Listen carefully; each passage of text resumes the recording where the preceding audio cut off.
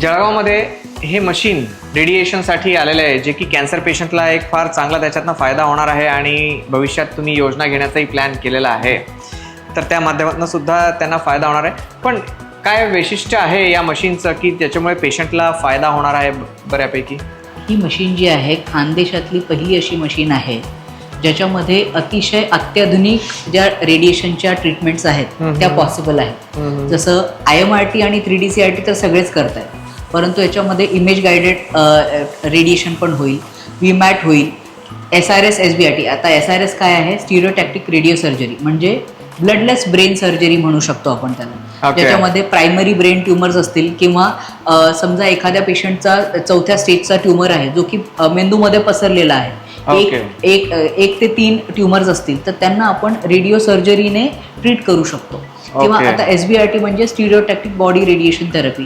हे वेगवेगळ्या प्रकारच्या कॅन्सर्समध्ये, जसं की फुफ्फुसाचा कॅन्सर झाला, प्रॉस्टेटचा कॅन्सर झाला, किंवा समजा मणक्यांमध्ये काही कॅन्सर असेल, अशा वेगवेगळ्या कॅन्सर्समध्ये आपण SBRT ही टेक्निक वापरून पेशंटला ट्रीट करू शकतो. अतिशय अत्याधुनिक टेक्निक, त्याच्यामध्ये अचूकपणे ट्युमर्सवर म्हणजे कॅन्सरच्या पेशंटवर मारा केला जातो आणि जे जवळपास जे नॉर्मल अवयव आहेत, नॉर्मल स्ट्रक्चर्स आहेत, त्यांना पूर्णपणे सेव्ह केलं जातं. Okay, exactly. म्हणजे अर्ली स्टेजचे काही ट्युमर्स असतील, जसं की सांगितलं की हृदयाच्या जवळ फुफ्फुसामध्ये आहे, प्रोस्टेट ग्रंथीमध्ये आहे, लिव्हरच्या याच्यामध्ये आहे, मे बी काही पेशंट ऑपरेशनसाठी फिट नसतील एखाद्या वेळेस, तर ह्या प्रकारच्या पेशंटला क्युरेटिव्ह इंटेंटनी बिलकुल बिलकुल आणि सोबतच आजूबाजूच्या नॉर्मल जो असतो भाग त्याला जास्त रेडिएशन न देता, त्याला जास्त इजा न पोहोचवता, तर ही एक फार महत्वाची गोष्ट आहे आणि त्याच्यामुळे नक्कीच फायदा होणार आहे जळगावच्या पेशंटला आणि खानदेश भागातल्या पेशंटला याचा नक्कीच फायदा होणार आहे.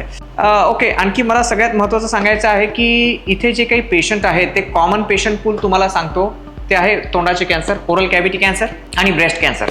ब्रेस्ट कॅन्सरचे पेशंट आम्हाला आता येत आहेत की अवेअरनेस वाढलेला आहे, त्याच्यामुळे अर्ली स्टेप छोटंसं ट्युमर, त्याच्यामुळे बरेच जण ब्रेस्ट वाचवण्याचं सांगतात, आम्ही ब्रेस्ट वाचवतो, आणि त्याच्यानंतर बऱ्याच जणांना काखेत पण गाठ गेलेली नसते, असे एक हा कॉमन सिनॅरिओ झालाय आता. तर ह्या पेशंटसाठी ते अर्ली स्टेपमध्ये आले, मग त्यांना किमोथेरपीची गरज नसते, पण रेडिएशन मात्र लागणार. आता रेडिएशन लागतं, तर पेशंटही आम्हाला सांगतात की माझी तर गाठ फार छोटी होती डॉक्टर, मी एवढे लांब ट्रीटमेंट मी का घेऊ? मला हा सगळ्यात महत्वाचा प्रश्न तुम्हाला विचारायचा आहे, काय त्याच्यामध्ये करता येईल? आता हा प्रॉब्लेम जो होता की छोटी जरी गाठ असेल तरी 5-5 आठवडे, त्यानंतर 3 आठवडे झालं, एवढा लांब ट्रीटमेंट पेशंटला घ्यावं लागायचं. त्याच्यासाठी सोल्युशन आलं आहे. रिसेंट स्टडी आली आहे, फास्ट फॉरवर्ड म्हणून स्टडी आहे. त्यामध्ये ते 5 आठवड्यांचं ट्रीटमेंट आपण एका आठवड्यामध्ये संपवू शकतो, पण त्याच्यासाठी selection criteria early stage tumour हवा आणि ब्रेस्ट कन्झर्वेशन असावं. जसं तुम्ही म्हणाला छाती ऑलमोस्ट हे पेशंट आता हल्लीच्या अर्ली स्टेज मध्ये आलं तर ब्रेस्ट आम्ही पण वाचू शकतो ना? बिलकुल, ऍब्सोल्युटली. सो ब्रेस्ट वाचवल्या गेली असते, कॅन्सर इतर ठिकाणी नसतो, काखेच्या गाठीमध्येही गेलेला नसतो. बिलकुल, अशा पेशंट्सना आपण सर्टनली हा बेनिफिट द्यायला हवा की त्यांचा तेवढा वेळ वाचेल, त्यांचा तेवढा जो मानसिक ताण आहे तोही आपल्याला वाचवता येईल एका आठवड्याच्या ट्रीटमेंट. येस. आणि साईड इफेक्ट मिनिमल. जे 5 आठवड्यांच्या ट्रीटमेंटमध्ये जसे साईड इफेक्ट होते, ऑलमोस्ट सिमिलर साईड इफेक्ट्स आहेत एका आठवड्याच्या ट्रीटमेंटमध्ये सुद्धा. ओके सर, हे महत्वाची गोष्ट आहे की ह्या पेशंटचं ट्रीटमेंट आता जळगाव सारख्या ठिकाणी सुद्धा 5 दिवसामध्ये कम्प्लीट होऊ शकतं आणि at very minimal side effects.